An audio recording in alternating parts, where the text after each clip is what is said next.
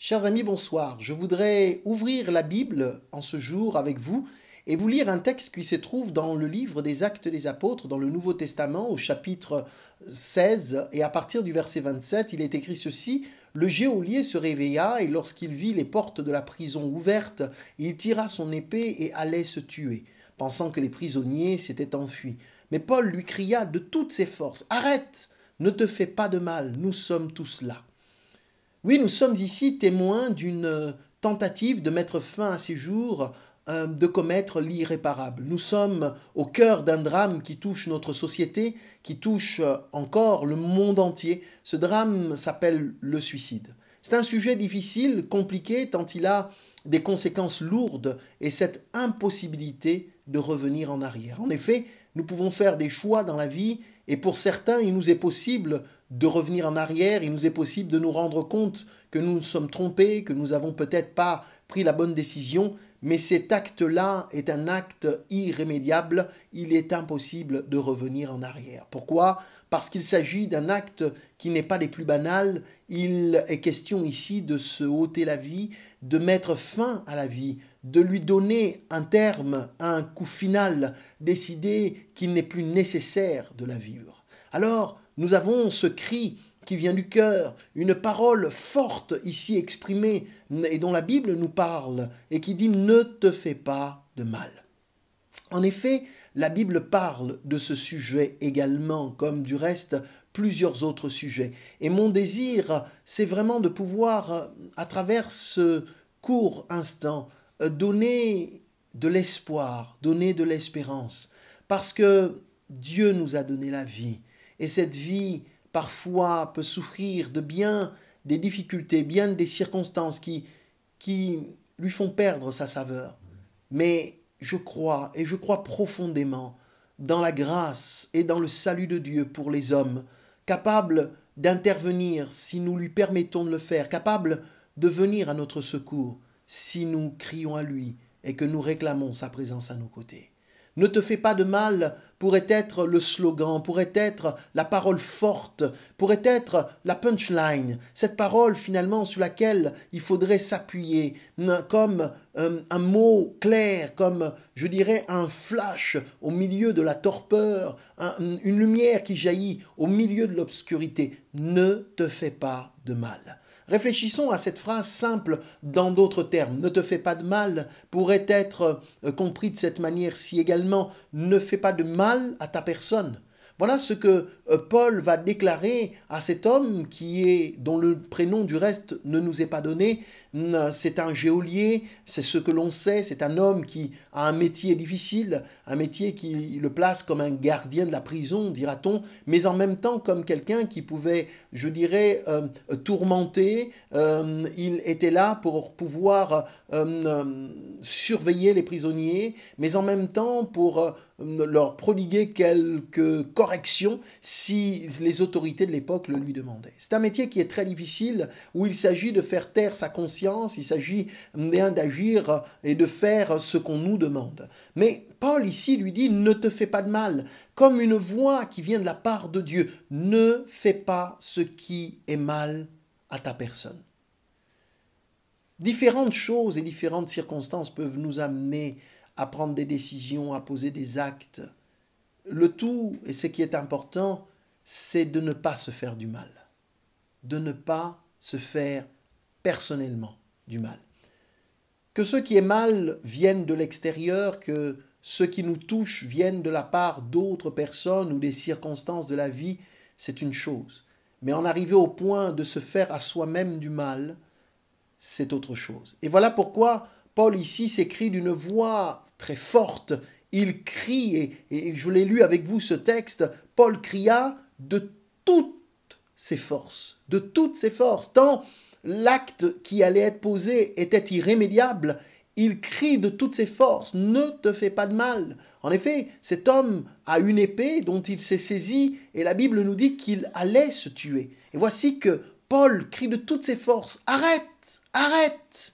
Il y a comme là une alarme, comme un son pour dire ne fais pas ce que tu veux faire, arrête-toi.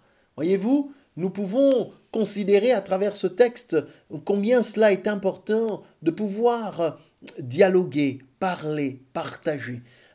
Paul, dans ce texte, l'invite tout simplement à ne pas faire à sa personne ce qui n'était pas bon, ce qui serait allé dans le sens contraire de son intérêt, de son épanouissement, de ce qui aurait porté atteinte à sa vie, ce qui aurait nui à sa personne. Ce message est au cœur de la pensée divine. Jésus-Christ est venu pour nous sauver de la mort éternelle en effet. Jésus est venu pour sauver notre âme de la perdition. Il est venu pour sauver notre vie de la condamnation. Il nous offre sa vie afin que nous vivions. Voilà ce qu'est le cœur du message de l'Évangile. Mais qu'est-ce qui peut pousser une personne à se faire du mal? Nous sommes ici en face de ce texte. Qu'est-ce qui peut pousser cet homme, ce geôlier, ce père de famille, cet époux, ce fils, cette fille à commettre l'irréparable?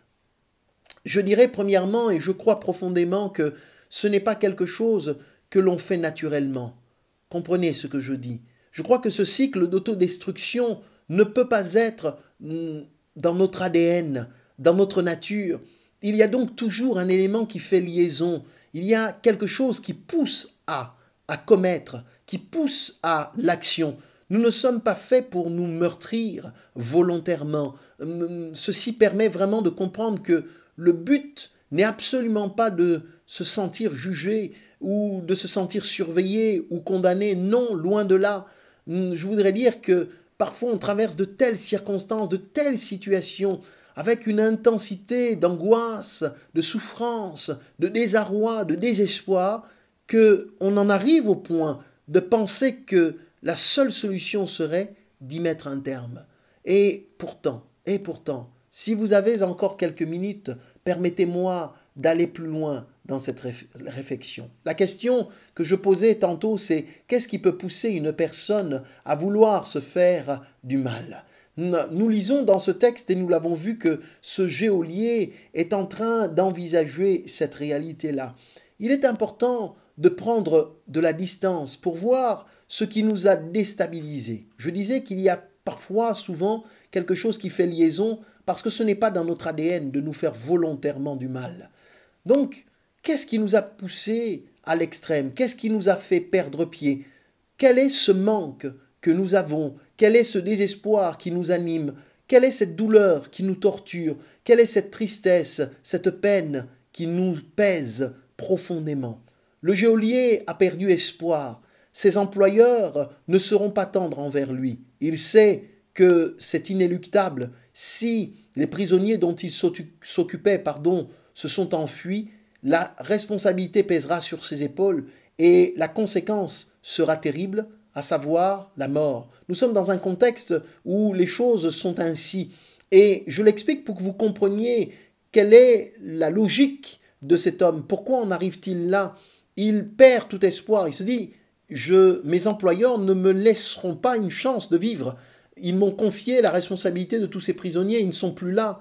Il y a eu un tremblement de terre, les choses se sont passées ainsi. Je vous passe tous les détails du texte, mais voici qu'il perd espoir, il se dit, ça ne sert absolument à rien, ils ne me pardonneront pas, il n'y aura pas de négociation, il n'y aura pas de possibilité de s'arranger. Et devant tout ce contexte qu'il connaît bien, c'est un contexte finalement qui est jonché de contraintes, qui est jonché d'injustice, de méchanceté. Il sait qu'il n'y aura pas pour lui de possibilité de s'en sortir. Alors, bien pris par tout cela, en ayant fait le bilan, il se dit, il vaut mieux que je mette moi-même fin à mes jours.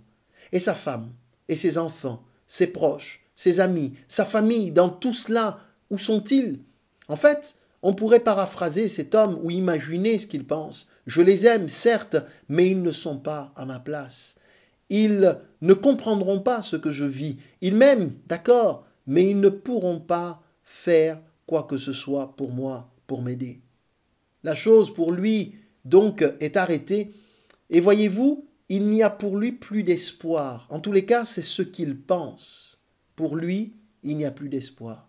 Et peut-être que cette réalité terrible du suicide, sujet compliqué, sujet difficile, sujet qui n'est pas banal et dont on ne peut pas parler avec, comment dire, avec suffisance, mais avec une profonde humilité et je dirais un profond désarroi, de se dire qu'il y a quand même quelque chose qui est possible.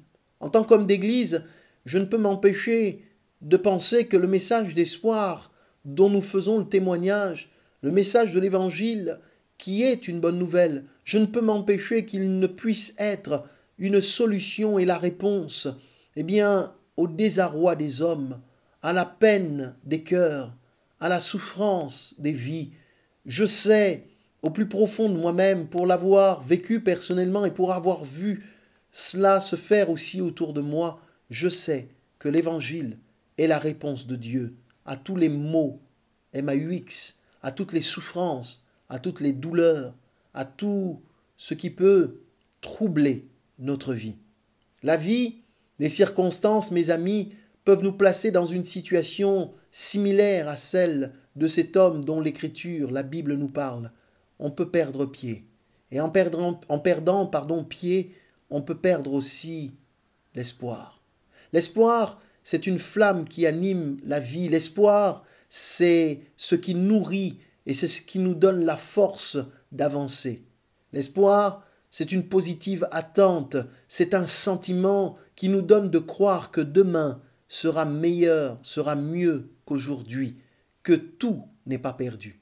Or, quand cet espoir vient à partir, quand, je dirais, ce sentiment vient s'étioler en nous parce que les situations bien qui nous entourent nous font perdre pied, quand cette conviction profonde que nous avons que le mieux, le meilleur est à venir demain, quand tout cela est mis à mal, quand tout cela est secoué, nous reprenons, alors nous comprenons du moins que, eh bien, tout semble s'égarer.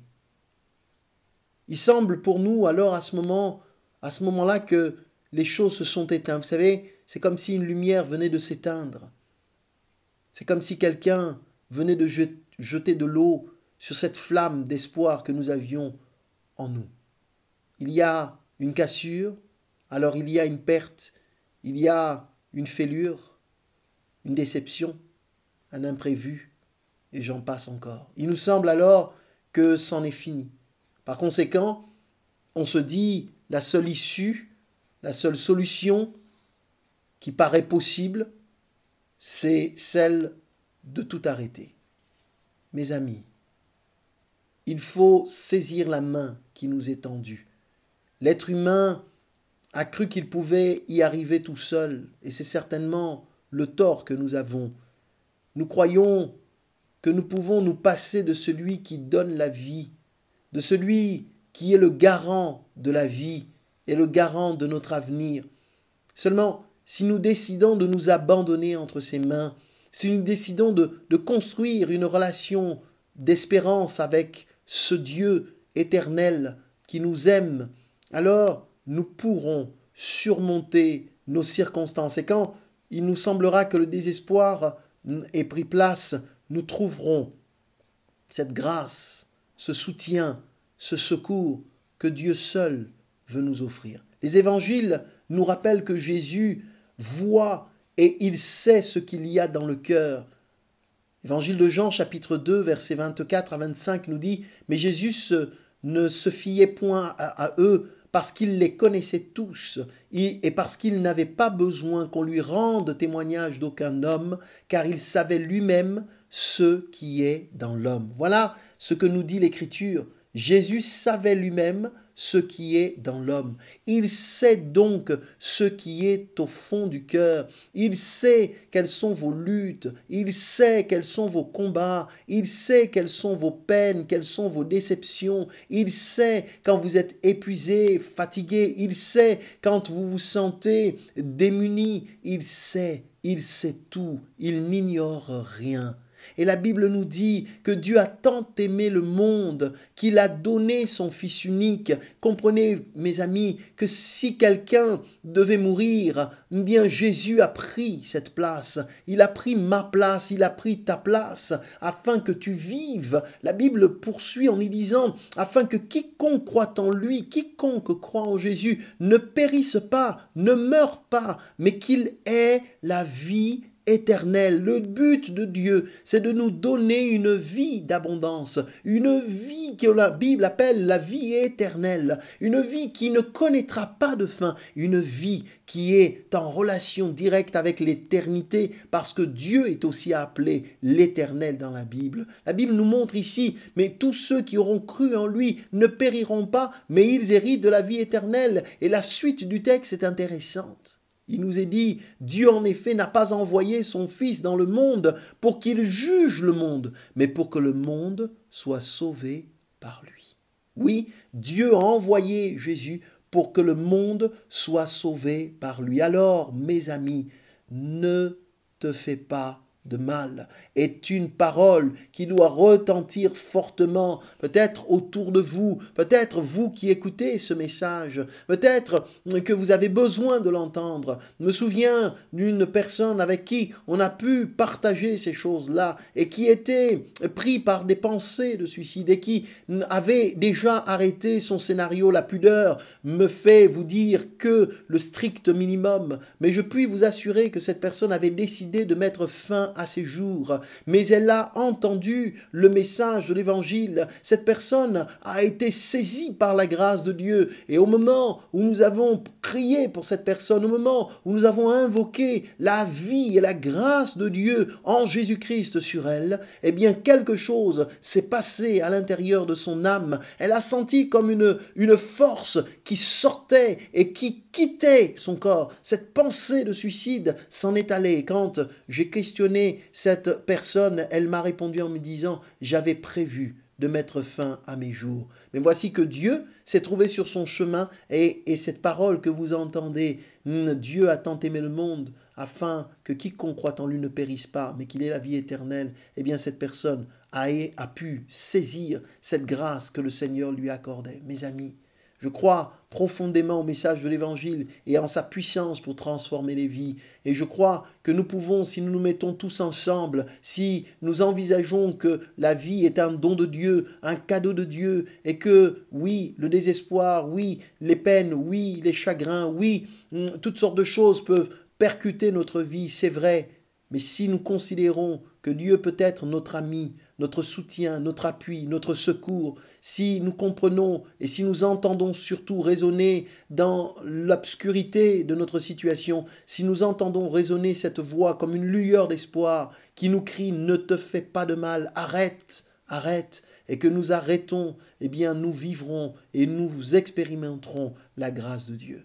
Nous avons, dans le cadre de notre Église, mis en place un projet. Nous nous sommes rattachés à un dispositif qui s'appelle « Il y a un espoir ». Eh bien, ce dispositif est un dispositif d'écoute multimédia avec téléphone, messagerie, chat et qui est complètement anonyme. Il y a un espoir accueille depuis 2009 les appels de détresse de tous ceux qui ont besoin d'être entendus en France. Il s'affiche là à l'instant le site internet et le numéro de téléphone. Je vous demande, mes amis, de nous aider. Aidez-nous à partager cela. Aidez-nous à parler à ceux qui n'entendent pas ce message. Faites-leur savoir qu'il y a un espoir. Je voudrais vous raconter et vous lire simplement ce témoignage rapporté par une personne. Cette personne dit ceci: « Je sais ce que vous ressentez. Vous n'auriez jamais pensé que la vie serait si difficile et vous n'êtes pas sûr qu'elle vaille la peine de continuer. Mais je peux vous assurer qu'il y a de nombreuses raisons de vivre. La vie, c'est beaucoup plus que ce que vous avez pu expérimenter ou imaginer jusque-là. Ne baissez pas les bras. Vous n'êtes pas seul. Le suicide n'est jamais la solution. Il y a tant de raisons de vivre. Continuez à lutter, je vous en prie. N'abandonnez pas. Cherchez de l'aide, vous ne le regretterez pas. Votre cœur peut trouver l'espoir, tout comme cela a été le cas pour moi et pour tant d'autres. Si Kristen Jane Anderson peut ainsi affirmer qu'elle sait, c'est parce qu'elle a bien connu cette détresse qui conduit à envisager le pire et à passer à l'acte. Les mots de cette rescapée du suicide, comme elle se présente elle-même, ses encouragements à ne pas baisser les bras et à chercher de l'aide, ce sont aussi les nôtres depuis 1998. Non, vous n'êtes pas seul. Non, il n'est pas trop tard pour retrouver goût à la vie. Oui, il y a un espoir. Vous retrouverez ce texte sur le site internet ilianespoir.com et voyez-vous, toutes sortes de situations peuvent nous amener à vouloir nous faire du mal. Retenez cela. Et se faire du mal, ce n'est pas toujours simplement que le suicide. Se faire du mal, c'est tomber dans des comportements ou dans des attitudes autodestructrices. C'est avoir une conduite à risque. C'est tomber dans toutes sortes de situations de détresse qui nous plongent dans des addictions, l'alcool, la drogue et d'autres choses encore. Et voyez-vous, je voudrais vous encourager, eh bien, non seulement à peut-être partager cela ou à partager ce site, à encourager, mais si vous avez autour de vous, si vous sentez, vous voyez, percevez des personnes dans la détresse, dans la souffrance, soyez-y attentifs. Le site internet explique les signes avant-coureurs auxquels il faut être attentif, car il y a toutes sortes de situations qui embarrassent la vie, le harcèlement, la dépression, les idées suicidaires, les ruptures affectives, l'isolement. Voilà autant de situations que traverse notre société. Aujourd'hui, avec le confinement, beaucoup de personnes traduisent, expriment une réelle détresse. Et je crois qu'il faut y être attentif, chers amis. Nous prions pour cela, mais nous voulons aussi être sur ce terrain de l'action. Nous voulons proposer des solutions, proposer des réponses, proposer l'écoute. C'est pour cela que nous faisons cette prédication, cette méditation, cette exhortation, mais c'est vraiment dans le but de tendre une main. Et peut-être que quelqu'un entend ce message et qu'il entende « Arrête, ne te fais pas de mal, Dieu t'aime ». Et il vient non pas pour que tu périsses, mais pour que tu trouves la vie et la vie éternelle. Je voudrais vous laisser avec ces quelques mots d'un médecin psychiatre et psychanalyste qui dit « Toute crise, tout craquage peuvent se transformer en occasion de changement et d'avancée ». Il y a une possibilité de changer notre détresse en quelque chose de complètement différent. Et si la détresse vient, il y a une parole de la Bible qui dit ceci, « Au jour du bonheur, réjouis-toi, mais au jour du malheur, réfléchis. » Il y a parfois des circonstances qui nous poussent à réfléchir, qui nous poussent à nous positionner. Et je crois que l'un des positionnements les plus importants que l'être humain a besoin de prendre et d'avoir, c'est celui de sa relation avec Dieu. Parce que ça fait toute la différence. Quand on a fait la paix avec Dieu, quand on a rencontré le sauveur de nos âmes, mes amis, ça fait toute la différence. Parce qu'on n'est plus seul. On n'est plus seul. On n'est plus isolé. On a rencontré le sauveur de nos âmes.